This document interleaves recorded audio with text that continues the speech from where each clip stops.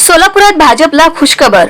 देशात सध्या लोकसभा निवडणुकीची रणधुमाळी सुरू आहे। यासाठी सर्वच राजकीय पक्षांनी आपली ताकद पणाला लावली आहे। तसेच विविध राजकीय पक्षांकडून प्रचार सभा व जाहीर सभा घेण्यात येत आहेत। देशात एकूण 60 टप्प्यात मतदान होणार असून आतापर्यंत 2 टप्प्याचे मतदान पूर्ण झाले आहे।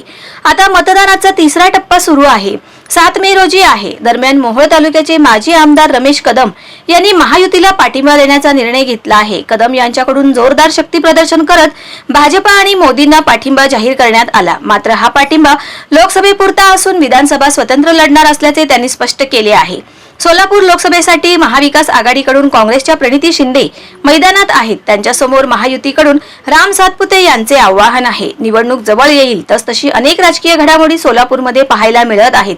अशातच कदम यांनी महायुतीला पाठिंबा दिला आहे। मोहोळमध्ये काल सायंकाळी जाहीर झालेल्या सभेतून कदम यांनी आपली भूमिका स्पष्ट केली। यावेळी आरोग्यमंत्री तानाजी सावंत यांच्या व्यासपीठावरील उपस्थितीमुळे राजकीय वर्तुळात चर्चा रंगली। 4 दिवसापूर्वी भाजप नेते संजय क्षीरसागर हे राष्ट्रवादी शरद पवार गटात गेल्यानंतर कदम यांनी भाजपला पाठिंबा देण्याचा निर्णय घेतल्याने राजकीय चित्र बदलणार आहे।